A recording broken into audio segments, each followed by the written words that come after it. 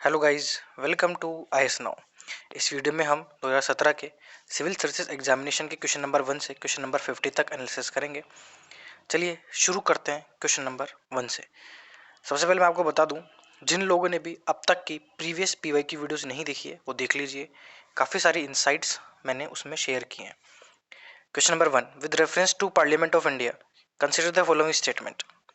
एक private member का bill वो बिल होता है जो प्रेजेंट किया जाता है उस मेंबर ऑफ पार्लियामेंट के द्वारा जो इलेक्टेड नहीं है बट नॉमिनेटेड है प्रेसिडेंट ऑफ इंडिया के द्वारा। स्टेटमेंट गलत है। प्राइवेट मेंबर का बिल वो बिल होता है जो इंट्रोड्यूस किया जाता है एक ऐसे मेंबर के द्वारा जो मिनिस्टर नहीं है। ठीक है, दो तरह के मेंबर होते हैं आपके, मिनिस्टर जो मिनिस्टर है और जो मिनिस्टर नहीं है। ठीक है, अब इसमें जो मिनिस्टर नहीं है वो बिल लाते हैं तो उनको प्राइवेट मेंबर बिल कहा जाता है, भले ही वो इलेक्टेड हो चाहे नॉमिनेटेड हो। अगर वो मिनिस्टर नहीं है तो उनके बिल को प्राइवेट मेंबर बिल कहा जाता है, और मिनिस्टर लाता है तो उसको पब्लिक बिल कहते हैं। ठीक है, तो पहला स्टेटमेंट गलत है। यहाँ पे इलेक्शन और नॉमिनेशन का कोई यहाँ पे क्राइटेरिया नहीं होता। रिसेंटली एक प्राइवेट मेंबर बिल पास हुआ था पार्लियामेंट ऑफ इंडिया में, इतिहास में पहली बार। ये स्टेटमेंट भी गलत है क्योंकि अब तक 14 प्राइवेट मेंबर बिल इंट्रोड्यूस किए जा चुके हैं, जो लॉज भी बन चुके हैं, पास्ड हो चुके हैं सिंस इंडिपेंडेंस की बात कर रहा हूँ। इसमें से 5 आपके राज्यसभा में ही हुए हैं। ठीक है, तो आपको याद रखना है प्राइवेट मेंबर बिल केवल फ्राइडे में इंट्रोड्यूस हो सकते हैं हाउस में। ठीक है, फ्राइडे में। और इनको इंट्रोड्यूस करने से पहले 1 मंथ का नोटिस दिया जाना चाहिए, 1 मंथ का। ठीक है, तो इसका आंसर होगा डी, नाइदर 1 नो 2। चलिए बढ़ते हैं अगले क्वेश्चन पे। With reference to the difference between culture of Rigvedic Aryans and Indus Valley people. Rigvedic Aryans थे और इंडस वैली के लोग थे, दोनों के बीच में डिफरेंस की बात हो रही है यहाँ पे। तो कौन सा स्टेटमेंट करेक्ट है? ऋग्वेदिक आर्यंस यूज करते थे coat of mail and helmet in warfare. युद्ध में मेल और हेलमेट का हेलमेट यूज में लेते थे और कोट यूज में लेते थे ऋग्वेदिक आर्यन, जबकि इंडस वैली सिविलाइजेशन इस तरह का इस्तेमाल करने का कोई सबूत नहीं है हमारे पास। देखो एक चीज मैं आपको क्लियर कर दूं, इंडस वैली सिविलाइजेशन के जो लोग थे वो शांति प्रिय लोग थे। ठीक है, ना तो आपको कोई बहुत ज़्यादा मात्रा में बहुत ज़्यादा एविडेंस नहीं मिलेगा वीपन्स का और हेलमेट्स का, कोट्स का। हाँ मिलेगा, थोड़ा बहुत मिल जाता है। ठीक है, थोड़ा बहुत मिला भी है हाल ही में, बट मास स्केल पे कोई एविडेंस नहीं मिला कि ये लोग युद्ध लड़े। ठीक है, तो पहला जो स्टेटमेंट है वो हमारा बिल्कुल सही है। ऋग्वैदिक आर्यंस जानते थे गोल्ड, सिल्वर और कॉपर के बारे में, वेयर एज इंडस वैली के जो लोग थे वो केवल कॉपर और आयरन को जानते थे। ऐसा है कि जो इंडस वैली के जो लोग थे ना वो आयरन को नहीं जानते थे, आयरन को नहीं पहचाना था इन्होंने अभी तक, क्योंकि आयरन आया था, आयरन एज से शुरू हुआ था। ठीक है, वो आपके ऋग्वैदिक लेटर जो ऋग्वैदिक पीरियड था तब आयरन तब आया था, खेती में इस्तेमाल होने लग गया था। तो उससे पहले आयरन का यूज नहीं जानते थे इंडस वैली पीपल के लोग। ठीक है, गोल्ड वगैरह सिल्वर वगैरह जानते थे ये लोग। दूसरा स्टेटमेंट गलत है। ऋग्वैदिक आर्यंस ने हॉर्स को डोमेस्टिकेट करके रखा था, जबकि इंडस वैली सिविलाइजेशन में ऐसा कोई एविडेंस नहीं है कि ये लोग इस एनिमल को जानते भी हो। हॉर्स की बात हो रही है। ये स्टेटमेंट भी करेक्ट है एक हद तक, क्योंकि एविडेंस नहीं है कि हॉर्स को डोमेस्टिकेट करते थे, है ना। हालांकि ये डिस्प्यूटेड स्टेटमेंट है क्योंकि इस पे काफ़ी कंट्रोवर्सी हुई है, बट यूपीएससी ने अपनी आंसर की में इसमें बोला है कि हाँ एविडेंस नहीं था, यानी 1 और 3 को ही सही माना है। तो हम भी ये मान के चलेंगे कि हाँ कोई एविडेंस नहीं था। तो ऐसे जो स्टेटमेंट्स जो कंट्रोवर्शियल उनको आप अलग से अपने नोट्स में हाईलाइट करके रखिए, क्योंकि इनके रिपीट होने की संभावनाएं काफ़ी बढ़ जाती हैं। Question number 3, recognition of prior learning scheme. Recognition of prior learning scheme जो है समटाइम्स न्यूज़ में मेंशन रहती है, वो किस सिलसिले में न्यूज़ में रहती है?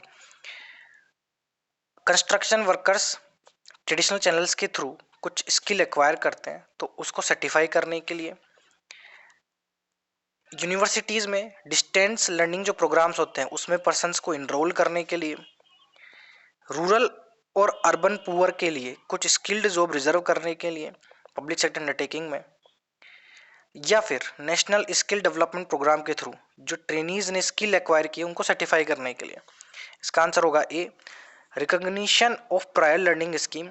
एक्चुअली में काफ़ी सारे स्टेट्स में लॉन्च हुई थी, अराउंड 5 स्टेट्स में लॉन्च हुई थी।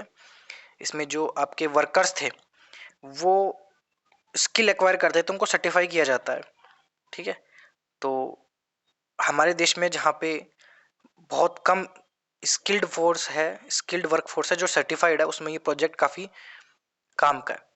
तो इसमें जो आंसर होगा वो होगा ए।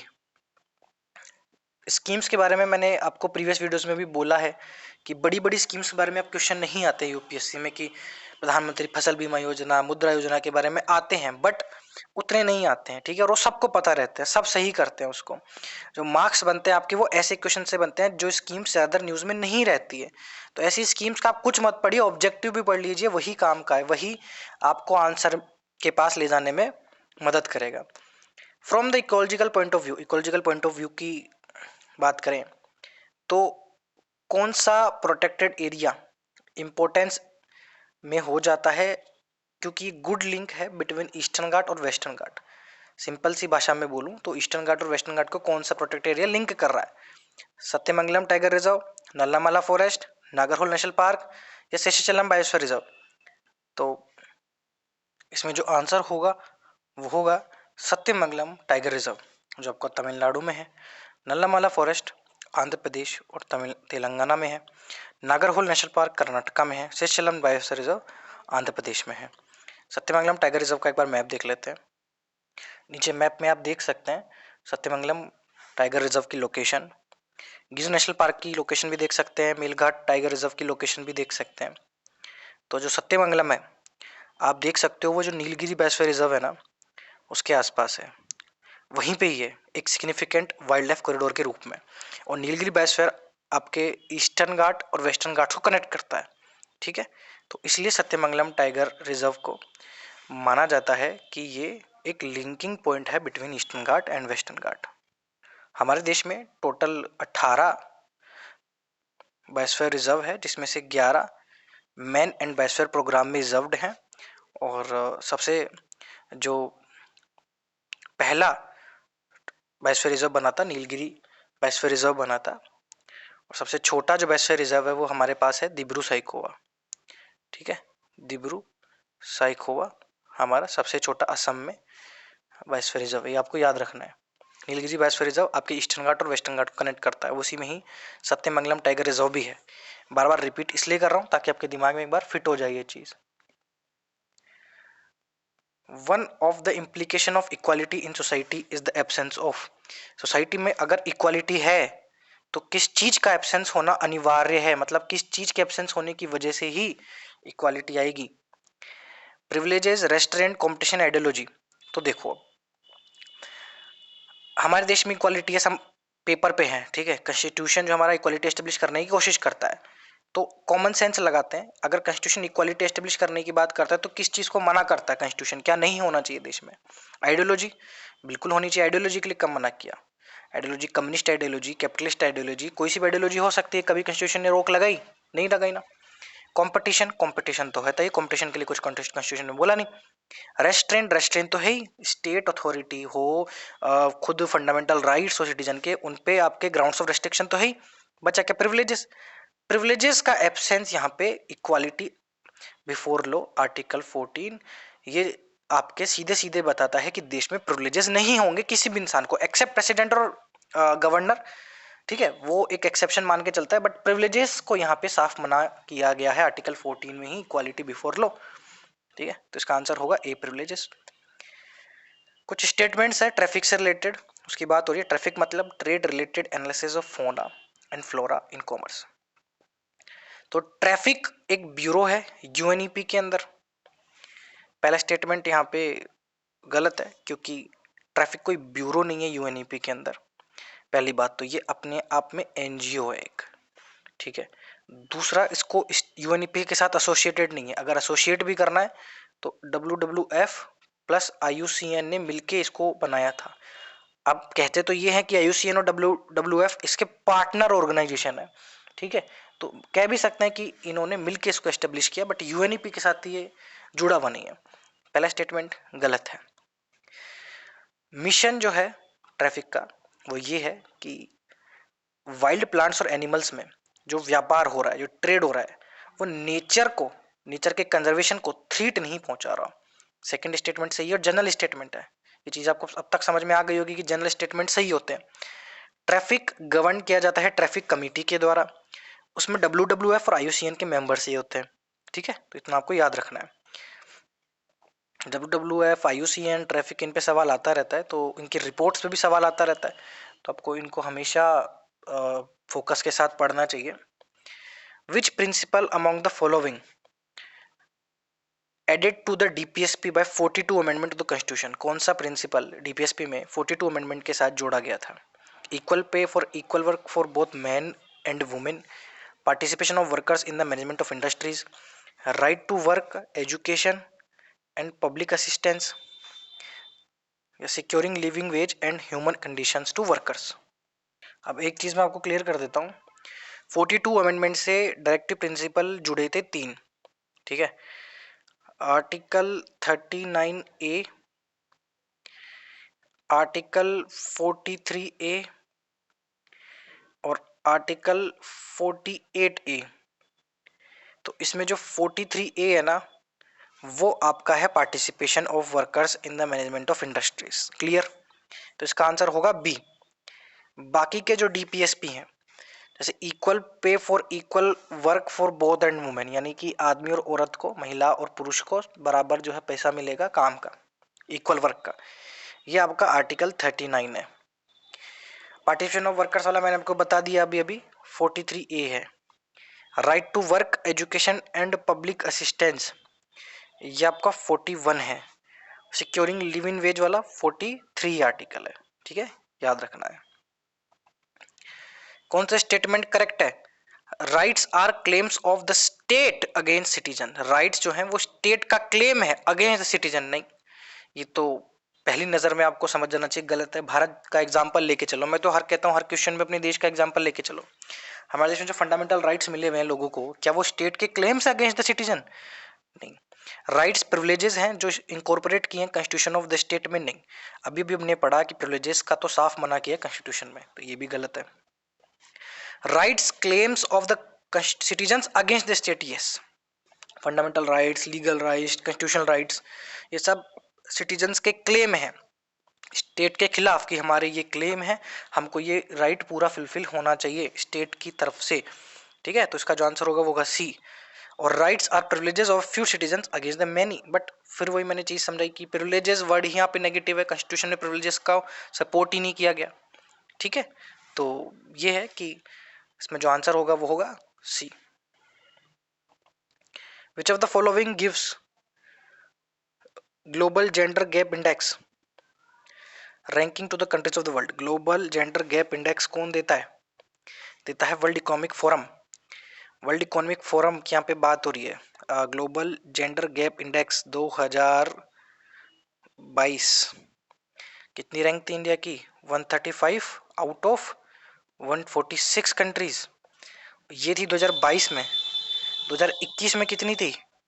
140 आउट ऑफ 156 कंट्रीज, ठीक है।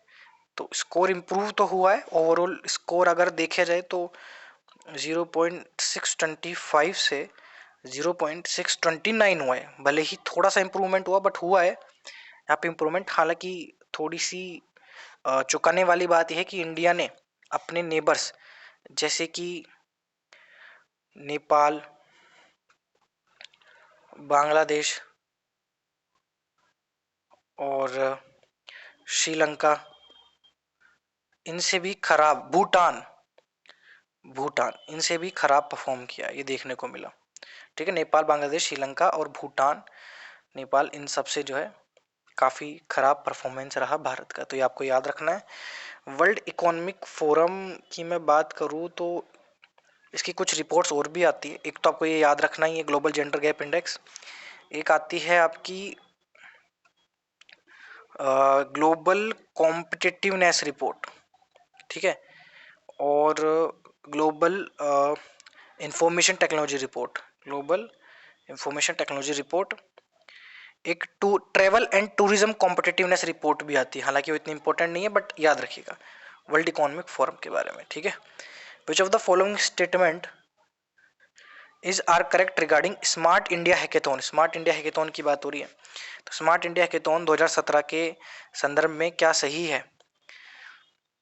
It is centrally sponsored scheme for developing every city of our country into smart cities in a decade. Every word क्या आ गया यहाँ पे? Extreme, every, only, drastically, exponentially, no one, nothing. ठीक है, ये सब एक्सट्रीम वर्ड है, इन पे आपको फोकस करना है। और आप खुद देखो ना, स्मार्ट इंडिया हैकेथॉन 2017 में स्मार्ट सिटीज की भी मैं बात करूँ, स्मार्ट सिटीज प्रोग्राम की, तो ऐसा तो कोई प्रोग्राम नहीं था उसके अंदर कि हर शहर को ही स्मार्ट सिटी में डेवलप करना है, वो हो भी नहीं सकता। तो पहला स्टेटमेंट तो गलत है। ये एक इनिशिएटिव है कि जिसमें न्यू डिजिटल टेक्नोलॉजी को आइडेंटिफाई किया जा रहा है देश की कई सारी प्रॉब्लम को सोल्व करने के लिए। हाँ, ये जनरल स्टेटमेंट है, लग भी रहा है, सही है। ये एक प्रोग्राम है जो एम करता है कि जितने भी फाइनेंशियल ट्रांजैक्शन हो रहे हैं, all financial transaction in our country, वो सारे डिजिटल हो जाए। फिर यहाँ पे वर्ड एक्सट्रीम है, टारगेट इम्पॉसिबल लेके चलते हैं ये। तो जिसमें टारगेट इम्पॉसिबल से आपको लग रहा है, आपको कॉमन सेंस ही, उसको गलत मान के चलो, और इसके बारे में पढ़ रखे हो तो आप ऐसे भी सही कर दो कि सेकंड स्टेटमेंट सही है। इसका जो आंसर होगा वो होगा 2 only. Which of the following statement is are correct regarding the monetary policy committee. Monetary policy committee की बात हो रही है। पहला statement, it decides the RBI benchmark interest rate. जैसे bank rate, repo rate decide करता है, ये बिल्कुल करता है। 12 मेंबर बॉडी है ये ना, 12 मेंबर नहीं है, 6 मेंबर बॉडी है। 6 मेंबर में आपके गवर्नर इसको चेयर करते हैं, तो गवर्नर हो गया, दूसरा डेप्यूटी गवर्नर हो गया, और एक आरबीआई का ऑफिसर हो गया। 3, ठीक है, 3 तो आरबीआई के ही हो गए मेंबर, गवर्नर, डिप्टी गवर्नर और एक आरबीआई का ऑफिसर। बाकी के 3 कौन होते हैं? गवर्नमेंट ऑफिसर होते हैं। गवर्नमेंट के बंदे होते हैं जो नॉमिनेट किए जाते हैं गवर्नमेंट के द्वारा। वो 4 साल के लिए ऑफिस होल्ड करके रखते हैं, 4 साल का टेन्योर होता है। ठीक है, तो दूसरा स्टेटमेंट यहाँ पे गलत है। थर्ड स्टेटमेंट, ये यूनियन फाइनेंस मिनिस्टर की चेयरमैनशिप में काम करता है। नहीं, आरबीआई गवर्नर की चेयरमैनशिप में काम करता है ये। ठीक है, एक्स ऑफिशियो चेयरपर्सन होता है आरबीआई का गवर्नर, एमपीसी का, मॉनेटरी पॉलिसी कमेटी का। इसका जो आंसर होगा वो होगा 1 ओनली। मणिपुरी संकीर्तना, संकीर्तना के बारे में सवाल पूछा जा रहा है, ध्यान से पढ़िएगा। ये एक सॉन्ग और डांस परफॉर्मेंस है। Yes, cymbals are the only musical instrument. फिर यहाँ पे आपको एक्सट्रीम वर्ड दिखाई दे दिया होगा। ये ओनली म्यूजिकल इंस्ट्रूमेंट है जो परफॉर्मेंस में यूज किया जा रहा है। एक तो कॉमन सेंस, ये कोई भी डांस परफॉर्मेंस हो, सॉन्ग और डांस परफॉर्मेंस, उसमें क्या एक इंस्ट्रूमेंट यूज में होगा? नहीं हो सकता ना, तो सेकंड स्टेटमेंट गलत है। कॉमन सेंस के हिसाब से गलत, और एक्सट्रीम वर्ड में जाए तो गलत। It is performed to narrate the life and deeds of Lord Krishna. Lord Krishna की लाइफ और डीड्स की इसमें बात हो रही है। उसमें जो आंसर होगा वो होगा 3, 1 एंड 3 ओनली। ठीक है। क्वेश्चन नंबर 13, इनमें से कौन एसोसिएट थे with the introduction of Ryotwari settlement in India during the British rule. Ryotwari जो सेटलमेंट आया था, तो किस कौन कौन से इन तीनों पर्सनैलिटीज में एसोसिएट थे इसके साथ? लॉर्ड कॉर्नवालिस नहीं, लॉर्ड कॉर्नवालिस एसोसिएट थे परमानेंट सेटलमेंट सिस्टम के साथ। अलेक्जेंडर रीड और थॉमस मुनरो एसोसिएटेड थे। ये जो रोयतवाड़ी सिस्टम था, ये आया अलेक्जेंडर रीड और थॉमस मुनरो के द्वारा। ये डिवाइस किया गया था, आया इनके द्वारा था। फिर इसको थॉमस मुनरो ने मद्रास में इम्प्लीमेंट कर दिया। ठीक है, उस टाइम पे मद्रास के गवर्नर थे ये। तो लॉर्ड कॉर्नवालिस इससे डायरेक्टली एसोसिएटेड नहीं है। लॉर्ड कॉर्नवालिस फेमस है, लॉर्ड कॉर्नवालिस कोड 1793, उसके लिए कॉर्नवालिस कोड आया था 1793 का, उसमें जुडिशियल रिफॉर्म्स आए थे। ठीक है, और लॉर्ड कॉर्नवालिस के बारे में आपको बता देता हूँ। इनका टेन्योर था 1786 से 93 तक, और इनके टाइम पे परमानेंट सेटलमेंट सिस्टम आया, वो मैंने बता दिया। कॉर्नवालिस कोड आया, वो भी मैंने बता दिया। और इनके टाइम पे डिस्ट्रिक्ट जज की पोस्ट क्रिएट हुई। डिस्ट्रिक्ट जज, ठीक है। और इनको फादर ऑफ सिविल सर्विसेज भी कहते हैं, फादर ऑफ सिविल सर्विसेज भी कहते हैं। और ये पुलिस रिफॉर्म्स भी लेके आए,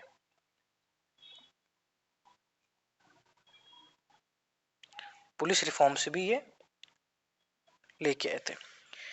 तो इनको याद रखना है लॉर्ड कॉर्नवालिस के बारे में आपको। रोहितवाड़ी सेटलमेंट, परमानेंट सेटलमेंट, इनके बारे में तो आप पढ़ते रहिए, काफी इंपॉर्टेंट है ये। एडवांटेजेस पूछे जा रहे हैं इसमें बायो रिमेडिएशन टेक्निक के। अब ये बायो रिमेडिएशन टेक्निक क्या होती है? देखिए, ये एक टेक्निक है जो कि नेचुरल ऑर्गेनिजम्स को, माइक्रो ऑर्गेनिजम्स को यूज में लेती है हजार्डस सब्सटेंस को लेस टॉक्सिक या नॉन टॉक्सिक सब्सटेंस में कन्वर्ट करने के लिए, ब्रेक डाउन करने के लिए, सिंपल। तो इसका एडवांटेज क्या है? ये एक टेक्निक है जो पोल्यूशन को क्लीन अप करने में काम में आती है, उसी प्रोसेस को यूज करके जो नेचर में बायोडिग्रेडेशन प्रोसेस होता है उसी को यूज करके। यस, कोई भी contaminant, any word, any, only, no one बताया मैंने अभी अभी, एक्सट्रीम वर्ड होते हैं। एनी कंटेमिनेंट जिसमें हैवी मेटल्स हो, जैसे कैडमियम में लीड, उसको रेडिली और कंप्लीटली ट्रीट किया जा सकता है बायो रिमेडिएशन के द्वारा यूजिंग माइक्रो ऑर्गेनिज्म। तीन तीन वर्ड एक्सट्रीम है यहाँ पे। कोई भी कंटेमिनेंट हो जो उसमें हैवी मेटल्स हो, भले ही जैसे कैडमियम हो, लीड हो, उसको रेडिली यानी क्विकली कंप्लीटली ट्रीट किया जा सकता है, ऐसा नहीं हो सकता। बायो रिमेडिएशन के बारे में आपने पढ़ा भी होगा, तो ये थोड़ा स्लो प्रोसेस है, टाइम लेता है। तो भले ही जैसे कोई भी कंटेमिनेंट को ट्रीट कर लेता हो, बट रेडिली और क्विकली तो नहीं कर पाता, रेडिली और कंप्लीटली तो कभी नहीं कर पाएगा। सेकंड स्टेटमेंट गलत है। लॉजिक के हिसाब से जाओ, इन्फॉर्मेशन के हिसाब से जाओ, नॉलेज के हिसाब से जाओ, गेस के हिसाब से जाओ, तो भी गलत है। Genetic engineering can be used, possibility मैंने आपको बताया है प्रीवियस वीडियोस में कि जब भी ये वर्ड है कैन बी यूज्ड, तो ये पॉसिबिलिटीज ओपन कर देता है। Genetic engineering can be used to create micro organism specifically designed for bio remediation. Genetic engineering की मदद से हम वो माइक्रो ऑर्गेनिज्म क्रिएट कर सकते हैं जो बायो रेमेडिएशन के लिए ही डिजाइन किए गए हो। यस, बिल्कुल कर सकते हैं, जिन जीन्स में छेड़छाड़ करके ये सब पॉसिबल है। 1 and 3 ओनली इसका आंसर होगा। Trade dispute act, trade dispute act of 1929, क्या एम था इसका, क्या प्रोवाइड किया इसने? इसने participation of workers in the management of industries के बारे में बात की, या फिर मैनेजमेंट को आर्बिट्ररी पावर्स दी इंडस्ट्रियल डिस्प्यूट सेटल करने के लिए, या फिर ब्रिटिश कोर्ट को इंटरवेंशन की पावर दी ट्रेड डिस्प्यूट में, या सिस्टम ऑफ टर्मिनल्स बनाया और स्ट्राइक्स पे बैन लगाया। Yes, D. देखो, आज़ादी से पहले 1947 से पहले यही एक्ट काम में आता था इंडस्ट्रियल डिस्प्यूट्स को सेटल करने के लिए। इसमें आपके एस्टेब्लिश हुई, एक तो आपका एस्टेब्लिश हुआ बोर्ड्स ऑफ कंसिलेशन, ठीक है, और एक आपका हुआ कोर्ट्स ऑफ इंक्वायरी, ठीक है, दो चीजें एस्टेब्लिश हुई। और इस एक्ट में ये साफ कह दिया कि स्ट्राइक्स प्रोहिबिटेड है। बिना नोटिस दिए आप स्ट्राइक और लॉकआउट नहीं कर सकते, खास करके पब्लिक यूटिलिटी सर्विस में, जैसे वाटर, एग्रीकल्चर, इनमें, ठीक है। तो इसका जो आंसर होगा वो होगा D. Local self government can be best explained as an exercise in, local self government को क्या कह सकते हैं, किसका एग्जाम्पल है? फेडरलिज्म। फेडरलिज्म का नहीं हो सकता, फेडरलिज्म का कैसे होगा समझाऊंगा अभी। देखो, फेडरलिज्म लोकल एंटिटीज जो है ना, लोकल एंटिटीज, पंचायत, म्युनिसिपैलिटीज, वो फेडरल एंटिटी नहीं है, वो स्टेट्स फेडरल एंटिटीज हैं, लोकल गवर्नमेंट नहीं होती फेडरल एंटिटीज। डेमोक्रेटिक डिसेंट्रलाइजेशन, ये आंसर है, इसकी बात करेंगे। बट एडमिनिस्ट्रेटिव डेलीगेशन क्यों नहीं होगा? एडमिनिस्ट्रेटिव डेलीगेशन का मतलब होता है कि आपने अपने नीचे एक सबॉर्डिनेट एंटिटी को काम दे दिया अपना करने के लिए, पूरा बचा कुचा पेंडिंग काम। तो ये जो लोकल सेल्फ गवर्नमेंट होती है, जो पंचायत म्युनिसिपैलिटी है, कोई बच्चा कुछ काम पूरा नहीं करती, कोई पेंडिंग काम पूरा नहीं करती सरकार का। इंडिपेंडेंट होती है, इलेक्टेड होती है, डायरेक्टली चाहे इनडायरेक्टली, और इनको मैनेज किया जाता है रिप्रेजेंटेटिव के द्वारा। तो कोई एडमिनिस्ट्रेटिव डेलीगेशन नहीं है, ये सी आंसर नहीं होगा। डायरेक्ट डेमोक्रेसी नहीं हो सकती। डायरेक्ट डेमोक्रेसी का मतलब है ऐसी डेमोक्रेसी जिसमें डिसीजंस लिए जाते हैं डायरेक्टली बाय द पीपल, जबकि हमारी जो लोकल गवर्नमेंट है उसमें डायरेक्ट डेमोक्रेसी होती है, क्योंकि लोकल जो गवर्नमेंट होती है उसमें लोग इलेक्ट होके आते हैं, रिप्रेजेंटेटिव्स होते हैं, वो फिर डिसीजन लेते हैं पब्लिक के बिहाफ पे। गांव का सरपंच डिसीजन लेता है ना, गांव के लोग थोड़ी मिलके डिसीजन ले लेते हैं यहाँ नाली बनवानी है या रोड बनवानी है। ग्राम सभा में पावर है, बट ओवरऑल डिसीजन किसके हाथ में है? सरपंच के हाथ में है ना। ठीक है, तो ये सब ध्यान रखना है आपको, इसलिए इसका आंसर है डेमोक्रेटिक डिसेंट्रलाइजेशन। डेमोक्रेसी को डिसेंट्रलाइज किया गया है, उसका एग्जाम्पल है ये। Consider the following statement with reference to constitution of India. Bharat के संविधान की बात करें तो डीपीएसपी किस पे लिमिटेशन है, किस पे लिमिटेशन पोज करता है? लेजिस्लेटिव फंक्शन पे, एग्जीक्यूटिव फंक्शन पे, दोनों पे नहीं। डीपीएसपी कोई लिमिटेशन नहीं देता, फंडामेंटल राइट्स लिमिटेशन देते हैं। लेजिस्लेटिव फंक्शन और एग्जीक्यूटिव फंक्शन को लिमिटेशन देने का मतलब है कि रेस्ट्रिक्शन पेश करते हैं उसके सामने कि आप एक हद तक ही अपनी पावर एक्सरसाइज कर सकते हो, सरकार की पावर पे लिमिट लगाते हैं। फंडामेंटल राइट्स डीपीएसपी नहीं लगाते। डीपीएसपी तो एक तरीके से एडवाइस होती है सरकार को, एक एक इंस्ट्रक्शंस होते हैं कि हाँ ऐसा करो वैसा मत करो, कोई लिमिटेशन पोज नहीं करते, गाइड करता है। डीपीएसपी गाइड करता है, रेस्ट्रिक्ट नहीं करता। रेस्ट्रिक्ट करने का काम किसका? फंडामेंटल राइट्स का। तो इसका जो आंसर होगा वो होगा D, neither one not two. The term digital single market strategy news में दिखाई देती है, किसके संदर्भ में दिखाई देती है? ये आसियान, ब्रिक्स, ईयू, G20, ये दिखाई देती है ईयू, यूरोपियन यूनियन। क्या है ये? Single digital single market. क्या है ये? मतलब यूरोप में ये पूरा एक डिजिटल सिंगल मार्केट बनाना चाहते हैं कि एक डिजिटल इकोनॉमी की ग्रोथ हो, डिजिटल नेटवर्क क्रिएट हो, डिजिटल सर्विसेज बढ़े। तो यूरोपियन यूनियन की स्ट्रेटेजी है, याद रखना। इस तरह की टर्म्स न्यूज में आती रहती है, बस ये किसके साथ एसोसिएटेड है, कौन से रीजन, कौन से ऑर्गेनाइजेशन, इतना याद रख लेना, आपका काम बन जाएगा एग्जाम में। आसियान, आसियान में अपने पढ़ा था 10 मेंबर है। आसियान का हेडक्वार्टर कहाँ है? जकार्ता, इंडोनेशिया में। ठीक है। ब्रिक्स, ब्रिक्स के बारे में हमने पढ़ा है। ब्रिक्स का New Development Bank, sixth BRICS summit, Fortaleza declaration पढ़ा है। और ब्रिक्स का कोई हेडक्वार्टर नहीं है, क्योंकि ये सिर्फ एक ग्रुपिंग है, ये ध्यान रखना। ब्रिक्स परमानेंट कोई हेडक्वार्टर नहीं है ब्रिक्स का। और G20 का भी कोई हेडक्वार्टर नहीं होता। ठीक है, ये सिर्फ ग्रुपिंग होती है जो साल भर में मिलती रहती है, इनका कोई हेडक्वार्टर नहीं है। इसका जो आंसर होगा वो होगा EU, European Union. At one of the places in India, Bharat में एक जगह ऐसी है जहाँ पे आप जाओगे समंदर के पास में, तो वहाँ पे आप देखोगे कि जो सी वाटर है वो 5 किलोमीटर तक आगे आ जाता है, 5 किलोमीटर तक पीछे भी चल जाता है। दिन में कम से कम 2 बार ऐसा हो जाता है। कौन सी जगह होता है ये? चांदीपुर। चांदीपुर कहाँ पे है? उड़ीसा में। वैसे तो ये चांदीपुर में भी होता है और गोपालपुर में भी होता है। ठीक है, बट गोपालपुर ऑप्शन में नहीं है, तो ये अच्छी बात है। आप चांदीपुर को आराम से टिक कर सकते हो। उसमें जो सी लाइन है वो 5 किलोमीटर तक अंदर भी आ जाती है, 5 किलोमीटर पीछे भी जा सकती है। जो पीछे जाती है तो लोग बीच पे कूद के चले जाते हैं एंजॉय करने। इसका जो आंसर होगा वो होगा Chandipur. With reference to prohibition of benami property transaction act, PBPT act, consider the following statement. कोई भी प्रॉपर्टी ट्रांजैक्शन को बेनामी ट्रांजैक्शन नहीं ट्रीट किया जाता अगर इसके मालिक को नहीं पता कि ये ट्रांजैक्शन हुआ है। स्टेटमेंट गलत है। अगर आप किसी लॉ के बारे में नहीं जानते तो ऐसा थोड़ी है कि उस लॉ के वोलेट करने पे आप गिरफ्तार नहीं होगे। आपका आईपीसी के सारे कानून नहीं पता, बट आप कोई ऐसा क्राइम करते हो जो आईपीसी में कानून है, तो आपको गिरफ्तार तो किया जा सकता है ना। तो ignorance of law can not be an excuse for the वोलेशन of law. ये बेसिक प्रिंसिपल आपको हमेशा याद रखना है। पहला स्टेटमेंट गलत है। Properties held benami are liable for confiscation by the government। जो प्रॉपर्टी बेनामी प्रॉपर्टी है उनको गवर्नमेंट जब्त कर सकती है। यस, ये एक्ट 3 ऑथोरिटीज की बात करता है इन्वेस्टिगेशन के लिए, बट एपेलेट मैकेनिज्म नहीं है। एपेलेट मैकेनिज्म का मतलब है कि इन्वेस्टिगेशन करने के लिए तो अथॉरिटी है इन्वेस्टिगेशन करने के लिए, बट अपील करने के लिए, इन्वेस्टिगेशन में जो रिजल्ट आया उसके खिलाफ अपील करना है, तो उसके लिए कोई अथॉरिटी नहीं है। ऐसा नहीं है, स्टेटमेंट गलत है। एजुकेटिंग अथॉरिटी है, एपेलेट ट्रिब्यूनल भी है। ठीक है, तो एपेलेट मैकेनिज्म भी अपील की जा सकती है, याद रखना है आपको। इसका जो आंसर होगा वो होगा 2 ओनली।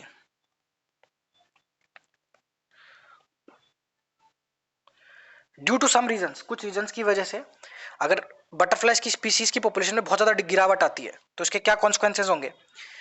कुछ प्लांट्स के जो पोलिनेशन है वो एडवर्सली इफेक्ट होंगे, बिल्कुल होंगे। बीज हो या बटरफ्लाई हो, ये क्या करती हैं? क्रॉप्स का प्रोडक्शन करती है। कैसे? एक पोलन को एक प्लांट से लेकर दूसरे प्लांट पे लेके जाती है, एक जगह से लेकर दूसरी जगह पे लेके जाती है। पोलेंस को, पोलन पढ़ा है ना अपन ने बायोलॉजी में। तो पोलिनेशन का प्रोसेस होता है, ये एक पोलन को एक जगह से दूसरी जगह लेके जाना, ये मुश्किल हो जाएगा, बिल्कुल हो जाएगा, आंसर सही है, ये स्टेटमेंट सही है।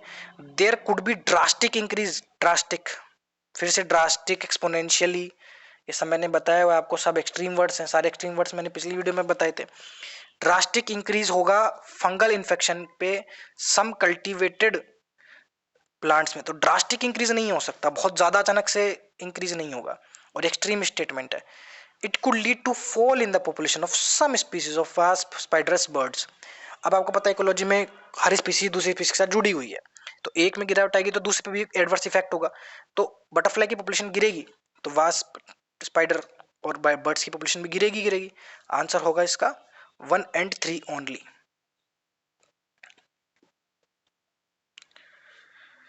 It is possible to produce algae based biofuel. कुछ बायोफ्यूल्स आपको पता है एल्गी से भी बनते हैं, है ना।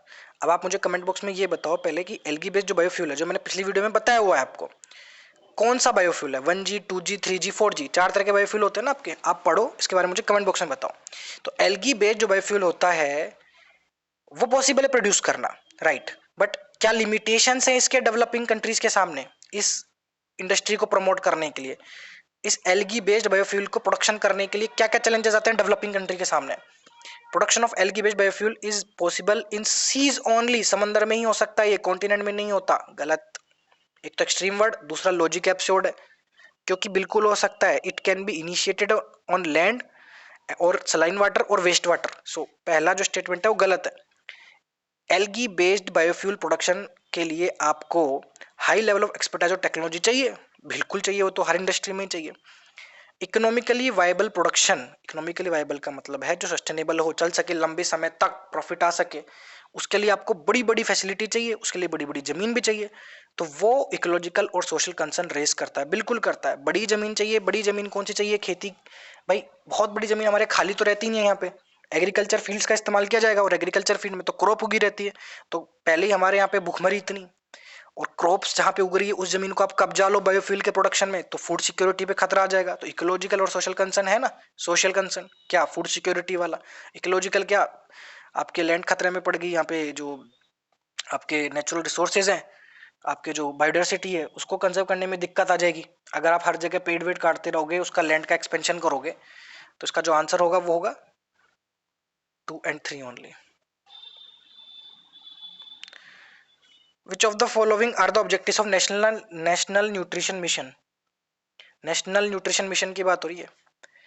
इस अवेयरनेस क्रिएट करना माल न्यूट्रिशन के regarding among pregnant women and lactating mothers. Yes. Anaemia की इंसिडेंस रिड्यूस करना यंग चिल्ड्रन अडोलसेंट और वुमेन में। यस, अडोलसेंट जो गर्ल्स होती है उनमें एनीमिया की इंसिडेंस को रिड्यूस करना इसका ऑब्जेक्टिव है। एनीमिया मतलब जिसमें आयरन की कमी हो, जिस बीमारी में आयरन की कमी हो जाती है। Consumption of millets, coarse cereals और अनपॉलिश्ड राइस को प्रमोट करना, या कंजम्पशन ऑफ पोल्ट्री एग्स को प्रमोट करना? नहीं, दोनों ही नहीं है, मिलेट्स की, एग्स की, राइस की, सॉरी मिलेट्स की, और यहाँ पे पोल्ट्री एग्स की बात नहीं हो रही है कोई, है ना, राइस की भी बात नहीं हो रही है। ऑफिशियल डॉक्यूमेंट की बात करें तो थर्ड और फोर यहाँ पे गलत है, इसका जो आंसर होगा वो होगा 1 and 2 only. Consider the following statement, कुछ स्टेटमेंट दे रखी है उनके बारे में बताना है। फैक्ट्रीज एक्ट 1881 पास किया गया था इंडस्ट्रियल वर्कर्स की वेज को फिक्स करने में और वर्कर्स को अलाउ करने में ट्रेड यूनियन फॉर्म करने के लिए नहीं। ट्रेड यूनियन फॉर्म करने के लिए आपका ट्रेड डिस्प्यूट एक्ट 1999 है, वो मैंने आपको बताया था। उसके पहले भी 26 का एक्ट है, ट्रेड डिस्प्यूट एक्ट 1926, वो भी आप हिस्ट्री में पढ़ सकते हैं। बट फैक्ट्री एक्ट में सिर्फ वर्कर्स से रिलेटेड बात हुई थी, वर्कर्स की वेज फिक्स करना, वर्कर्स कितने घंटे काम करेंगे, जो मशीनरी आसपास उनको प्रॉपर फेंस करना है, बच्चे कितने घंटे काम करेंगे, किस उम्र तक आप बच्चों को एम्प्लॉय कर सकते हो। जहाँ तक मुझे याद है अंडर द एज ऑफ 7 रखा गया था, इससे नीचे आप बच्चे एम्प्लॉय नहीं कर सकते फैक्ट्री में। इस एक्ट में ये बातें हुई थी, ट्रेड यूनियन की बात नहीं हुई, पहला स्टेटमेंट गलत है। एनएम लोखंडे पायोनियर थे लेबर मूवमेंट ऑर्गेनाइज करने में ब्रिटिश इंडिया में, यस। एनएम लोखंडे, शशि प्रताप बनर्जी, ये सब जो है आपके फेमस व्यक्ति हैं, ठीक है। बॉम्बे मिल हैंड्स एसोसिएशन आपने नाम सुना होगा तो, या भारत श्रमजीवी आपने सुना होगा, शशि प्रताप बनर्जी का भारत श्रमजीवी बहुत फेमस वर्क था उनका। तो सेकंड ओनली इसका करेक्ट स्टेटमेंट है, करेक्ट आंसर है इसका। ग्लोबल वार्मिंग बढ़ रही है, किससे? कार्बन डाइऑक्साइड के एमिशन से। तो कार्बन सिक्वेस्ट्रेशन के लिए पोटेंशियल साइट्स कौन सी है? कार्बन सिक्वेस्ट्रेशन का मतलब होता है कार्बन को, कार्बन डाइऑक्साइड को जमीन के नीचे इंजेक्ट करना, डायरेक्टली जो अंडरग्राउंड फॉर्मेशंस होते हैं ना उनमें कार्बन को ले जाके छोड़ देना। तो कौन सी पोटेंशियल साइट हो सकती है इसके लिए? अबेंडेंट अनइकोनॉमिक कोल सीम्स, जो कोल रिजर्व्स होते हैं ना जो छोड़ दिए गए हैं, अनइकोनॉमिक अब खत्म हो गए उसमें, उसके लिए बिल्कुल, क्योंकि CO2 मॉलिक्यूल अटैच होते हैं to the surface of coal, तो आराम से स्टोर किया जा सकता है CO2। Yes. Depleted oil and gas reserve, yes, oil और जो गैस रिजर्व खाली हो चुके हैं उनमें आराम से ऑयल रिकवरी को बढ़ाने के लिए भी इस्तेमाल किया जा सकता है कार्बन डाइऑक्साइड का सिक्वेस्ट्रेशन। कार्बन डाइऑक्साइड को आप स्टोर करोगे तो ऑयल रिकवरी उल्टा और बढ़ जाएगी उसमें, तो कार्बन भी स्टोर हो जाएगी और रिजर्व भी हो सकता है काम के हो जाए। Subterranean deep saline formation, yes, ये भी यूज में आ सकते हैं। तो इसका आंसर होगा 1, 2 एंड 3। बटलर कमेटी ऑफ 1927, क्या ऑब्जेक्टिव था इसका? सेंट्रल एंड प्रोविंशियल गवर्नमेंट्स के जुडिक्शन को डिफाइन करना ना, ये 1998 की बात थी, मोंटेगो चेम्सफोर्ड, हमने PYQ में डिस्कस कर रखा है। Secretary of state for India की पावर्स को डिफाइन करना ना। Impose censorship on national press, इसके लिए तो वर्नाकुलर प्रेस एक्ट था, बहुत से प्रेस एक्ट आए, ये इस बटलर कमेटी में इसकी कोई बात नहीं हुई थी। गवर्नमेंट ऑफ इंडिया और इंडियन स्टेट्स के बीच में रिलेशनशिप को इंप्रूव करना, यस। देखो क्या है कि बटलर कमेटी आई थी आपकी 1927 में और ये चेयरमैनशिप की थी इसमें हारकोट बटलर ने। इसका काम ये था कि रिलेशनशिप डिफाइन करो कि जो आपका क्राउन है, एक तो हो गया आपका क्राउन, दूसरा हो गया प्रिंसेस, ठीक है, तो उनके बीच की रिलेशनशिप क्या है, क्योंकि रिलेशनशिप डिफाइन नहीं थी तो अब इनको डिफाइन करने की बात आई तो बटलर कमेटी का सेटअप यहाँ पे किया गया। इसका जो आंसर होगा वो होगा D. Domestic content requirement news में कई बार दिखाई देता है, तो डोमेस्टिक कंटेंट रिक्वायरमेंट किसके सिलसिले में? सोलर पावर प्रोडक्शन को डेवलप करने में भारत के अंदर, फॉरेन टीवी चैनल्स को लाइसेंस देने में, फूड प्रोडक्शन को एक्सपोर्ट करने में, फूड प्रोडक्ट्स को एक्सपोर्ट करने में अदर कंट्रीज में, फॉरेन एजुकेशनल इंस्टीट्यूशन को परमिट करने में कि भारत में कैंपस सेटअप करो। का जो आंसर होगा ए। डोमेस्टिक कंटेंट रिक्वायरमेंट का मतलब है कि जो हमारे सोलर मैन्युफैक्चरर्स है वो एक हद तक जो उसमें रॉ मटेरियल है, जो इनपुट्स हैं, वो डोमेस्टिक मैन्युफैक्चरिंग वाला ही इस्तेमाल करें। देश में जो बन रहा है रॉ मटेरियल उसका ही इस्तेमाल किया जाए सोलर पैनल, सोलर सेल्स में, ठीक है। तो उसके लिए डोमेस्टिक कंटेंट रिक्वायरमेंट की यहाँ पे कंडीशन आई थी नेशनल सोलर मिशन के अंदर, ये ध्यान रखना है आपको। हालांकि WTO में ये चैलेंज हुआ है, WTO में इस चीज के खिलाफ आवाज उठाई गई है, ठीक है। तो ये आपको याद रखना है कि इसमें डोमेस्टिक कंटेंट रिक्वायरमेंट में सोलर पावर प्रोडक्शन की बात हो रही है, ठीक है, इसके साथ एसोसिएटेड है। तो अगर ऐसे टर्म आपको दिखते हैं न्यूज में कहीं भी, तो जो आपको लग रहा है नई नई टर्म है जो पूछ सकते हैं, तो उनके बारे में जरूर उनको साइड में नोट कर लीजिए, पूछे जा सकते हैं। Nuclear security summit periodically held होती है यूनाइटेड नेशन के अंदर? नहीं, यूनाइटेड नेशन के अंदर ये नहीं होती है। एक बार बस इसकी बात जरूर छिड़ी थी ग्लोबल फोरम्स में, बट यूनाइटेड नेशन के अंदर इसकी कोई समिट नहीं होती है, nuclear security summits. International panel on fissile materials organ है इंटरनेशनल एटॉमिक एनर्जी एजेंसी का? नहीं नहीं नहीं नहीं, ये इंडिपेंडेंट न्यूक्लियर एक्सपर्ट्स का ग्रुप है, ये किसी का ऑर्गन नहीं है, इंडिपेंडेंट है। ये इंडिपेंडेंट है, 18 कंट्रीज के न्यूक्लियर एक्सपर्ट शामिल होते हैं इसमें, न्यूक्लियर स्ट्रेटेजिस्ट, न्यूक्लियर एक्सपर्ट शामिल होते हैं, जिसमें इंडिया भी है। इसमें ब्रिक्स की एक तो ब्रिक्स के जितने भी देश हैं ना अपने सारे हैं इसमें, ठीक है, Brazil, Russia, India, China, south Africa, और इसमें US भी है, UK भी है, साउथ कोरिया भी है, ठीक है। तो इंपोर्टेंट तो ये है कि ब्रिक्स और US UK इसमें है। इसका जो आंसर है वो है D, neither 1 no 2। Who among the following can join national pension system? National pension system को कौन ज्वाइन कर सकता है? Resident Indian citizen only? नहीं, दोनों कर सकते हैं, रेसिडेंट हो या नॉन रेसिडेंट हो दोनों कर सकते हैं। Persons of age from 21 to 25 ना, 18 से 60, 18-60 के बीच में जो है ज्वाइन कर सकते हैं कोई भी जो रेसिडेंट या नॉन रेसिडेंट हो, कोई भी citizen. All state government employees joining the services after the date of notification by the respective state government. और एक ऑप्शन बच रहा है सारे central government employees including those of arm forces. अब यहाँ पे आर्म फोर्सेस इंक्लूड नहीं है इसमें, तो ये बात आती है ये गलत हो जाएगा। आर्म्ड फोर्सेस को एक्सक्लूड कर दिया गया नेशनल पेंशन सिस्टम में। इसका आंसर होगा C, all state government employees joining the services after the notification by the respective state government. ठीक है, तो आपको याद रखना नेशनल पेंशन स्कीम के बारे में। तीस्ता रिवर की बात हो रही है, तीस्ता का मैप भी हम देखेंगे, एक बार सवाल कर लेते हैं। सोर्स ऑफ रिवर तीस्ता वही है जो ब्रह्मपुत्र का सोर्स है, लेकिन ये सिक्किम के थ्रू बहती है। नहीं, सोर्स अलग है, बिल्कुल अलग है। क्या सोर्स है पढ़ेंगे अपन अभी। रिवर रंगीत सिक्किम में ओरिजिनेट होती है और तीस्ता की ट्रिब्यूटरी है। Yes, river Teesta bay of Bangladesh में फ्लो करती है on the border of India and Bangladesh. नहीं, इंडिया और बांग्लादेश के बॉर्डर पे फ्लो नहीं करती है। इसका जो आंसर होगा वो होगा टू ओनली। इसका आंसर है, इसको मैंने मार्क नहीं कर रखा, बट इसका आंसर होगा टू ओनली। अब इस मैप में आप एक बार सोर्स देखिए ब्रह्मपुत्र का और तीस्ता रिवर का, दोनों के सोर्स में डिफरेंस है कि नहीं है। तीस्ता को मैंने पिंक कलर में मार्क कर रखा है अलग से। तीस्ता रिवर ओरिजिनेट होती है पहुंडरी ग्लेशियर से, पहुंडरी ग्लेशियर से ओरिजिनेट होती है। ब्रह्मपुत्र ओरिजिनेट होती है आंगसी ग्लेशियर से। दोनों के ग्लेशियर अलग है, दोनों की सोर्सेज अलग है, और वो सिंपल मैप देखने से पता चल रहा है। आपको सोर्सेज के नाम भी नहीं पता हो, मैप भी देखा हुआ हो आपने, तो भी क्लियर हो रहा है।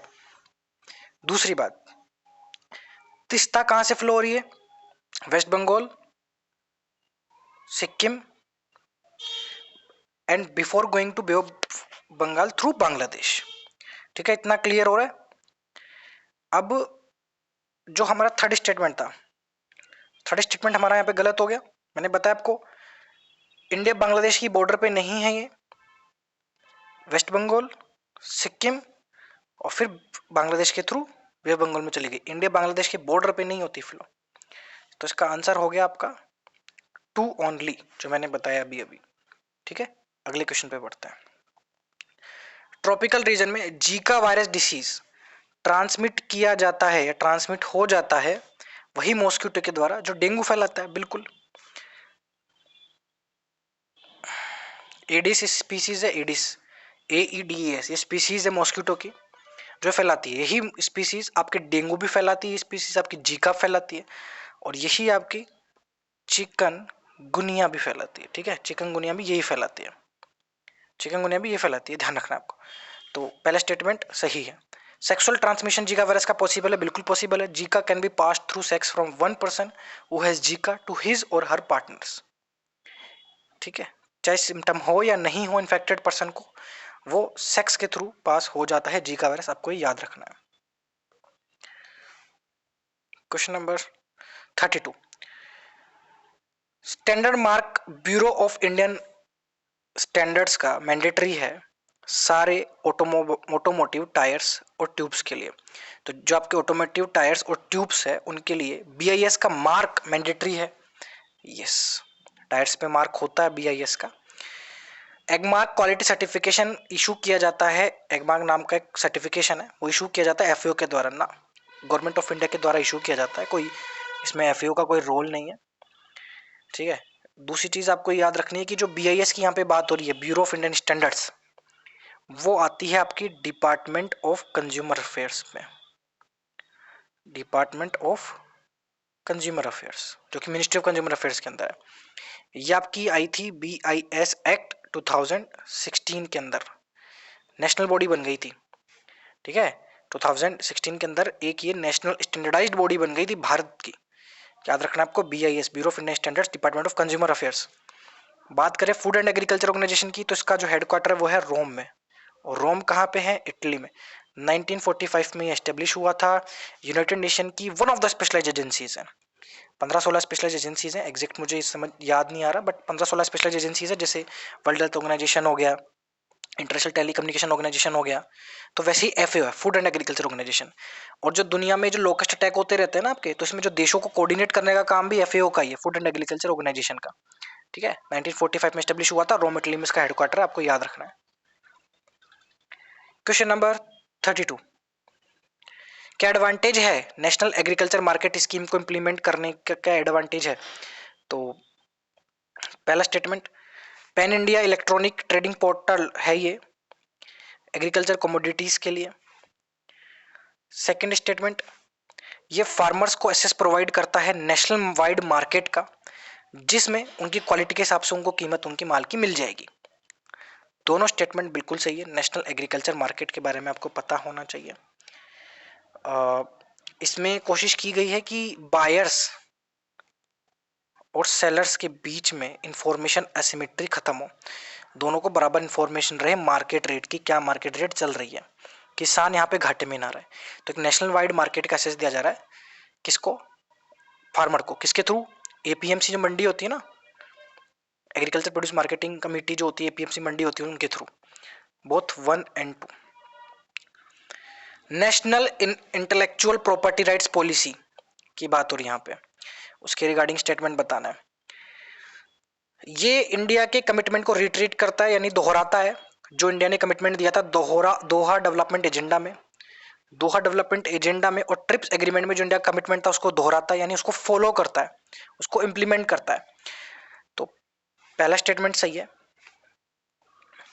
ट्रिप्स एग्रीमेंट किसका है, डब्ल्यूटीओ का, ठीक है। दूसरा statement, department of industrial policy and promotion nodal agency है इंटेलेक्चुअल प्रॉपर्टी राइट्स जो होते हैं इंडिया में उसको रेगुलेट करने के लिए, सही। Department of industrial policy and promotion, ये नाम इसका बदल गया, इसका नाम हो गया department for promotion of industry and internal trade, DPIIT, department for promotion of industry and internal trade. नाम चेंज हुआ है, काम वही है, इंटेलेक्चुअल प्रॉपर्टी राइट्स को रेगुलेट करते हैं। इंटेलेक्चुअल प्रॉपर्टी राइट्स क्या होती हैं, जैसे patent, copyright, GI tag, intellectual property right है। भाई इंसान अपने दिमाग से जो क्रिएटिव वर्क कर रहा है उसको सेव करने के लिए, सिक्योर करने के लिए, उसमें कुछ यूनिकनेस जो भी अगर है तो उसको एक इंटेलेक्चुअल प्रॉपर्टी राइट का दर्जा दे दिया जाता है कि हाँ इंटेलेक्चुअल प्रॉपर्टी इस इंसान की है। कोई भी गाना बना रहा है, कोई भी मूवी बना रहा है, कोई इंसान कोई इनोवेशन कर रहा है, तो वो पेटेंट, जीआई टैग, ये सब जो है इंटेलेक्चुअल प्रॉपर्टी राइट्स के अंतर्गत आते हैं, ठीक है। तो जैसे पेटेंट आपका 20 साल का होता है, जीआई टैग 10 साल का होता है, तो इन सबको कौन रेगुलेट करता है, डीपीआईआईटी, ये ध्यान रखना। एक्ट अलग अलग होंगे, जीआई टैग के जीआई एक्ट होगा, पेटेंट का पेटेंट एक्ट अलग है ना, कॉपीराइट का कॉपीराइट एक्ट अलग है, बट इन सब के ये सब डिपार्टमेंट, ये वाला डिपार्टमेंट इसको कंट्रोल करता है, इसके अंदर आता है ये, ठीक है। इसका जो आंसर होगा होगा सी, बोथ 1 and 2। और ये क्वेश्चन रिपीट हुआ है डीपीआईटी से रिलेटेड, बिल्कुल रिपीट हुआ है। आने वाले सालों में, आने वाले पीवाईक्यू जो वीडियोस होंगे उसमें आपको पता चल जाएगा। वाइल्ड लाइफ प्रोटेक्शन एक्ट 1972 के अकॉर्डिंग कौन से एनिमल्स हंट नहीं किए जा सकते by any person accept under the provisions provided law, कानून के हिसाब से छोड़ दे तो कोई भी, कौन सा जानवर इनमें से जो इंसान के द्वारा हंट नहीं किया जा सकता, घड़ियाल, इंडियन वाइल्ड एस या वाइल्ड बफेलो, तीनों 1 2 3 all of these are protected scheduled animals under wild life act, याद रखना है आपको। Which of the following statement is are true of the fundamental duties of an Indian citizen, fundamental duties के बारे में कौन से स्टेटमेंट सही है। एक लेजिस्लेटिव प्रोसेस प्रोवाइड किया गया है इस ड्यूटी को इन्फोर्स करने के लिए, नहीं, ये इन्फोर्सिएबल नहीं है। एफडी हो, फंडामेंटल ड्यूटी हो, या डीपीएसपी हो, डायरेक्टिव प्रिंसिपल स्टेट पॉलिसी, ये नॉन इन्फोर्सिएबल है। नॉन इन्फोर्सिएबल का मतलब है कि इनको इन्फोर्स नहीं किया जा सकता, और नॉन जस्टिशिएबल है, यानी अगर ये वोलेट भी होते हैं तो आप कोर्ट में जाके शिकायत नहीं कर सकते कि सरकार ने फंडामेंटल, किसी सिटीजन ने फंडामेंटल ड्यूटी नहीं मानी है, सरकार ने डीपीएसपी नहीं माना, है ना। तो लेजिस्लेटिव कोई प्रोसेस इसमें है नहीं ऐसा कि आप इनको इन्फोर्स कर सकते हो, कोई इनको इन्फोर्स नहीं कर सकते आप, कोई तरीका नहीं है ऐसा। They are correlative to legal duties, legal duties से कोरिलेटिव है नहीं, लीगल ड्यूटीज आपकी अलग है, फंडामेंटल ड्यूटी आपकी कॉन्स्टिट्यूशनल ड्यूटी है। आंसर होगा D, neither 1 no 2। Consider the following pairs, कुछ पेयर्स की यहाँ पे बात हो रही है, तो देखना है कौन कौन से मैच कर रहे हैं यहाँ पे। राधाकांत देव पहले प्रेसिडेंट थे ब्रिटिश इंडियन एसोसिएशन के, yes.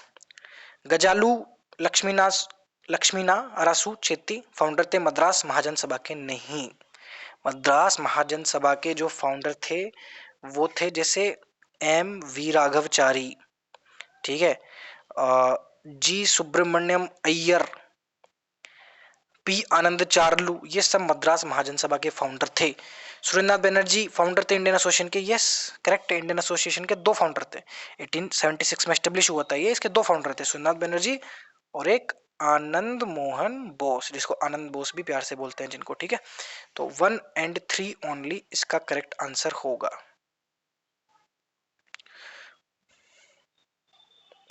Which one of the following objective is not embodied in the preamble to the Constitution of India?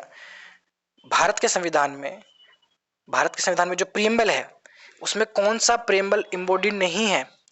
Liberty of thought, economic liberty, liberty of expression, liberty of belief. इसका answer है economic liberty. Preamble पढ़िए आज की आज, preamble रटा हुआ होना चाहिए आपको पूरा, उसमें इकोनॉमिक लिबर्टी की बात नहीं हो रही। Liberty of thought, liberty of expression, liberty of belief की बात हो रही है, लिबर्टी ऑफ फेथ, ठीक है। तो इकोनॉमिक लिबर्टी यहाँ पे आंसर है, ये कोई ऑब्जेक्टिव नहीं है प्रीएम्बल के अंदर। With reference to Quality Council of India, Quality Council of India की बात हो रही है। Quality of Council of India jointly set up किया गया था भारत सरकार और इंडियन इंडस्ट्री के द्वारा। यस, मतलब जो प्राइवेट सेक्टर है उसके साथ मिलकर सरकार ने इसको सेटअप किया गया था। इसका काम क्या है? क्वालिटी चेकिंग का, कि जो भी प्रोडक्ट्स आ रहे हैं, जो भी चीज़ें हो रही हैं, स्टैंडर्ड, एक स्टैंडर्ड बना रहे हैं उनका। इसका जो चेयरमैन है वो अपॉइंट किया जाता है प्राइम मिनिस्टर के द्वारा प्राइवेट सेक्टर के रिकमेंडेशन पे। यस, बिल्कुल, इंडस्ट्री है वो रिकमेंड करती है प्रधानमंत्री को कि आप इस बंदे को चेयरमैन के तौर पर अपॉइंट करो। आंसर है C, both 1 and 2। Quality Council of India के बारे में आपको याद रहना चाहिए कि इसमें 38 मेंबर होते हैं। चेयरमैन को अपॉइंट किया जाता है, नॉमिनेट किया जाता है प्राइम मिनिस्टर के द्वारा, ठीक है, आपको याद रखना है। इस 38 मेंबर में आपके चेयरमैन भी आ गया, सेक्रेटरी जनरल भी आ गया। आंसर इसका both 1 and 2। What is the purpose of setting up of small finance banks in India? Small finance bank क्यों सेटअप किए जाते हैं? स्मॉल बिजनेस यूनिट्स को क्रेडिट सप्लाई करने के लिए, लोन देने के लिए, यस। क्रेडिट देने के लिए स्मॉल एंड मार्जिनल फार्मर्स को, यस। यंग एंटरप्रेन्योर्स को इंकरेज करने के लिए, बिजनेस सेटअप करने के लिए, पार्टिकुलरली इन रूरल एरिया ना, उसके लिए रीजनल रूरल बैंक है ना। रीजनल रूरल बैंक जो है या और भी जो है आपके, वो यंग एंटरप्रेन्योर्स को इंकरेज करते हैं बिजनेस सेटअप करने के लिए। स्मॉल फाइनेंस बैंक का ऐसा कोई ऑब्जेक्टिव अभी तक तो नहीं देखा कि apart from the provision of credit there is no explicit provision that small finance banks have been set up to encourage setting of business in rural areas. So statement 3 will considered wrong here. इसका जो answer होगा वो होगा 1 and 2 only. Small finance bank, payment bank, दोनों के बीच का difference आपको पता होना चाहिए। With reference to Asia Pacific ministerial conference on housing and urban development, Asia Pacific ministerial conference on housing and urban development, तो उसके रिगार्डिंग कुछ स्टेटमेंट है। पहली जो ये मिनिस्ट्रियल मीटिंग हुई थी 2006 में हुई थी, इसका जो थीम है वो था emerging urban forms, policy responses and governance structure. नहीं हुई तो 2006 में थी, बट थीम ये नहीं थी। थीम क्या थी? इसकी थीम थी विजन फॉर सस्टेनेबल अर्बनाइजेशन, ठीक है, sustainable urbanization in the Asia Pacific by 2020, ये इसकी थीम थी। हाँ, इतनी बड़ी थीम है, घबराने वाली बात नहीं है, क्योंकि थीम बेस्ड क्वेश्चन पूछे भी नहीं जाते हैं यूपीएससी के द्वारा, बट यहाँ पे पूछ लिया गया है। तो कोई मिनिस्ट्रियल मीटिंग काफी फेमस हो तो उसकी थीम जरूर पढ़ लीजिएगा आप। तो इसकी थीम गलत है, यहाँ पे थीम ये नहीं थी। दूसरा स्टेटमेंट, इंडिया सारी एनुअल मिनिस्ट्रियल कॉन्फ्रेंस होस्ट करता है? नहीं नहीं नहीं, सारी होस्ट नहीं करता इंडिया, इंडिया नहीं करता। सेकंड जैसे कॉन्फ्रेंस इसकी हुई थी तेहरान में, तेहरान कहाँ पे है? ईरान में। सेकंड इसकी तेहरान में, ईरान में हुई थी, ठीक है। तो इंडिया होस्ट नहीं किया सारी एनुअल मिनिस्ट्रियल कॉन्फ्रेंसेस को। इसका जो आंसर होगा वो होगा नाइदर 1 नॉट 2। ऑल यहाँ पे एक्सट्रीम वर्ड है, ये देख के भी आपको समझ में आ जाना चाहिए कि स्टेटमेंट गलत हो सकता है। डेमोक्रेसी की जो सुपीरियर वर्चू है, डेमोक्रेसी की सुपीरियर जो क्वालिटी है, वो किस फैक्ट में लाई करती है कि ये क्या लाता है एक्टिविटी में, किसको प्रमोट करता है? ऑर्डिनरी मैन और वुमेन के इंटेलिजेंस और कैरेक्टर को, या फिर ये मेथड प्रोवाइड करता है एग्जीक्यूटिव लीडरशिप को स्ट्रेंथन करने के लिए, या सुपीरियर इंडिविजुअल जिसके पास डायनामिज्म और विजन हो, या डेडिकेटेड पार्टी वर्कर्स हो? अब ये तो नहीं हो सकता।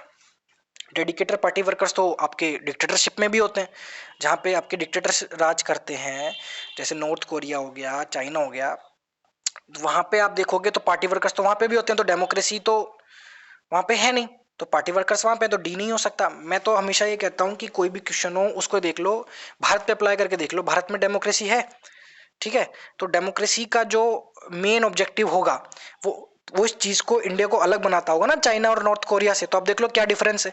तो नॉर्थ कोरिया में पार्टी वर्कर्स हैं, इंडिया में पार्टी वर्कर्स हैं। Superior individual with dynamism and vision. अब सुपीरियर इंडिविजुअल्स तो आपके डिक्टेटरशिप में भी होते हैं, जो रीजन जहां पे डिक्टेटर राज कर रहे होते हैं। हिटलर, हिटलर सुपीरियर इंडिविजुअल था ना, जिसके पास विजन था। तो अभी आप देख लो North Korea Kim Jong Un है जो मिसाइल्स लॉन्च कर रहा है, उसके पास भी डायनामिज्म तो है ही, विजन तो है ना। तो सीन नहीं है। मेथड होने चाहिए स्ट्रेंथन एग्जीक्यूटिव लीडरशिप। ये भी कोई फर्क नहीं बता रहा इंडिया को और नॉर्थ कोरिया को जो सेपरेट कर सके, है ना। तो ये भी गलत है। Intelligence and character of ordinary man and women. एक सामान्य इंसान और जो सामान्य महिला पुरुष है उसका इंटेलिजेंस और कैरेक्टर सामने निकल के आए। अब हो सकता है कि डेमोक्रेसी में इस लेवल की बात नहीं देखी गई हो इंडिया में, कि ऐसा होता हो जनरली कि आम आदमी को इतना सपोर्ट मिलता हो, बट इन तीनों में से सबसे बेस्ट ऑप्शन यही है जो इंडिया को डिक्टेटरशिप से सेपरेट करता है, जो डेमोक्रेटिक कंट्री को किसी डिक्टेटर कंट्री से सेपरेट कर रहा है। ठीक है, जिसमें आम आदमी और औरत की बात हो रही है। ठीक है, किसी एक पर्सन की बात नहीं हो रही। तो इसका आंसर होगा A. Which of the following is the most likely consequence of implementing the unified payments interface. UPI, UPI हम सब लोग यूज करते हैं, है ना। तो यूपीआई का क्या कॉन्सिक्वेंसेज है यूपीआई को इंप्लीमेंट करने का? Mobile wallets will not be necessary for online payment. यही होता है भाई। एक होता है आपका वॉलेट, पेटीएम वॉलेट का नाम सुना होगा, फोन पे वॉलेट होता है, वॉलेट में पैसा जमा कराते हैं, जब मर्जी होती है उसमें से खर्चा कर देते हैं। बट यूपीआई का इस्तेमाल हम कब करते हैं? जब डायरेक्ट अकाउंट से अकाउंट ट्रांसफर करना हो, मोबाइल वॉलेट्स की जरूरत ना पड़े। आंसर होगा ए। यूपीआई के बारे में आपको याद रखना है, यूपीआई क्या करता है, कस्टमर को अलाउ करता है डायरेक्टली बैंक अकाउंट से वो पे कर सकता है दूसरे बैंक अकाउंट में, बहुत ऑनलाइन एंड ऑफलाइन, जिसमें ना क्रेडिट कार्ड की जरूरत, ना मोबाइल वॉलेट की जरूरत, ना आईएफसी कोड की जरूरत। ठीक है, तो यहाँ पे आपको याद रखना है। अच्छा, वैसे इस क्वेश्चन में अगर आपको यूपीआई के बारे में नहीं भी पता हो तो आप ऑप्शन देख के भी एलिमिनेट कर सकते हैं। Digital currency will totally replace the physical currency in about 2 decades. UPI को अगर हम इंप्लीमेंट करेंगे तो 2 दशक के अंदर अंदर, 20 सालों के अंदर अंदर डिजिटल करेंसी रिप्लेस कर देगी फिजिकल करेंसी को। टोटली यहाँ पे वर्ड एक्सट्रीम है और इतना सटीक अंदाजा तो लगा भी नहीं सकता कोई। तो यहाँ पे बी गलत है। FDI inflow will drastically increase, drastically फिर वर्ड एक्सट्रीम है यहाँ पे, ये भी गलत। Direct transfer of subsidies to poor people will become effective. ऐसा नहीं है, डायरेक्ट ट्रांसफर तो सब्सिडी का ऐसे भी हो सकता है, बिना यूपीआई के जरिए भी बैंक अकाउंट में ट्रांसफर होती है ना सब्सिडी। तो यूपीआई के जरिए तो कुछ खास हो नहीं जाएगा। इसका आंसर होगा ए। 44 the terms event horizon, singularity, string theory, standard model किसकी न्यूज में दिखाई देते हैं? इवेंट होरिजन का नाम तो आपने पढ़ा ही होगा, ब्लैक होल्स। ब्लैक होल्स के बारे में पढ़ा होगा, उसमें इवेंट होरिजन, सिंगुलरिटी ये सब आता है ना। तो ये आपके किस से रिलेटेड है? ये observation and understanding of universe, solar या लूनर एक्लिप्स के बारे में, सैटेलाइट्स प्लेस करना होता है जो अर्थ के ऑर्बिट में उसके बारे में, या फिर अर्थ में जो लिविंग ऑर्गेनिज्म का ओरिजिन और एवोल्यूशन है उसके बारे में। इसका आंसर होगा यूनिवर्स। ब्लैक होल से रिलेटेड है ये। स्टैंडर्ड मॉडल ऑफ फिजिक्स इसको एक्सप्लेन करता है। ठीक है, स्ट्रिंग थ्योरी वैसे देखा जाए ना तो देखो ऐसा स्ट्रिंग थ्योरी आपका क्वांटम फिजिक्स से रिलेटेड है ना। तो स्टैंडर्ड जो मॉडल है फिजिक्स का वो यूनिवर्सल फिनोमेना को एक्सप्लेन करता है। सिंगुलरिटी और इवेंट ओरिजिन ब्लैक होल से रिलेटेड है, बट है तो सब यूनिवर्सल रिलेटेड ही।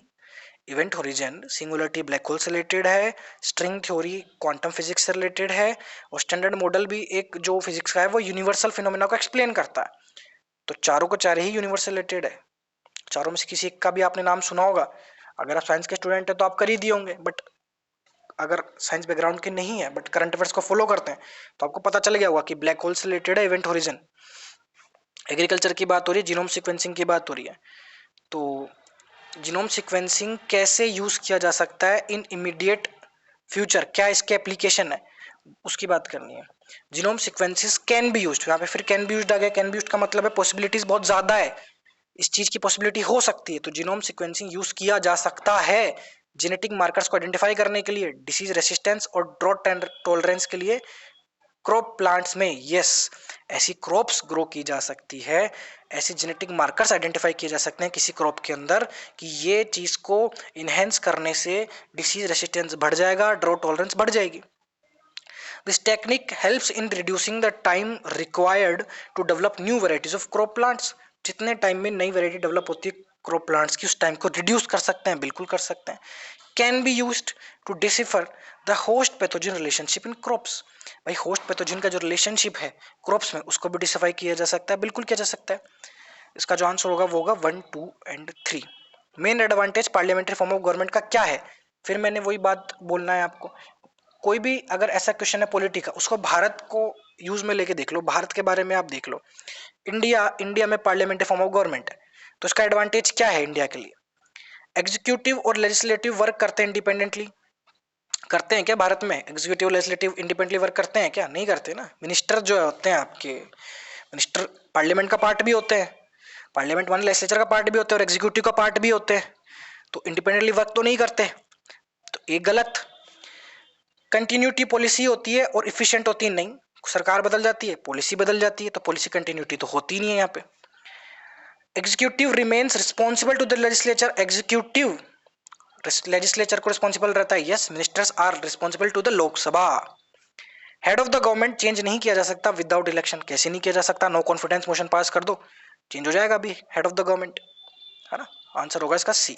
तो इंडिया में इसको अप्लाई करके देख लो, कोई भी क्वेश्चन हो पॉलिटी का जो काफी कॉन्सेप्चुअल हो, जिसके बारे में आप नहीं पढ़ा हो, तो इंडिया के थ्रू अप्लाई करके देख लो।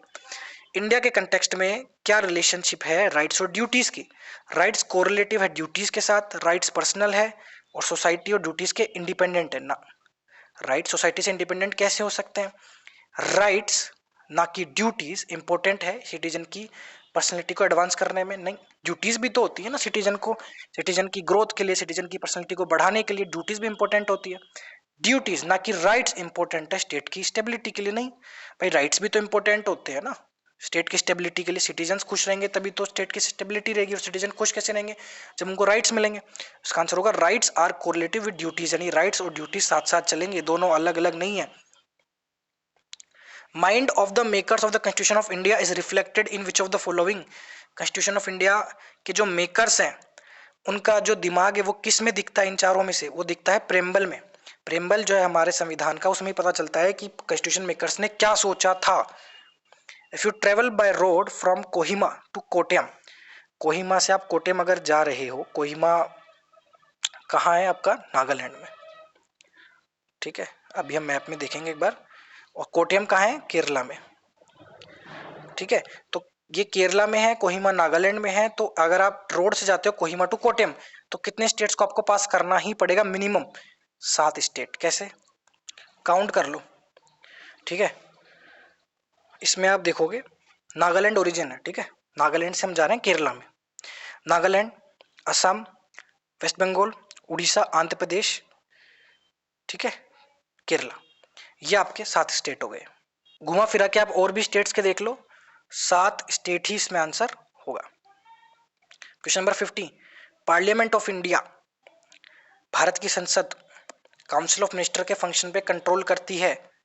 कैसे कैसे करती है? एडजॉर्नमेंट मोशन के थ्रू। यस, एडजॉर्नमेंट मोशन के through matters of urgent importance raise किए जाते हैं। क्वेश्चन आवर में भी क्वेश्चन पूछे जाते हैं मिनिस्टर से, ठीक है। सप्लीमेंट्री क्वेश्चंस के थ्रू भी मिनिस्टर से सवाल पूछे जाते हैं। इसका जो आंसर होगा वो होगा 1, 2 एंड 3, ठीक है। आज के लिए इतना ही। पार्ट 2 में 51 से 100 तक क्वेश्चन एनालिसिस करेंगे।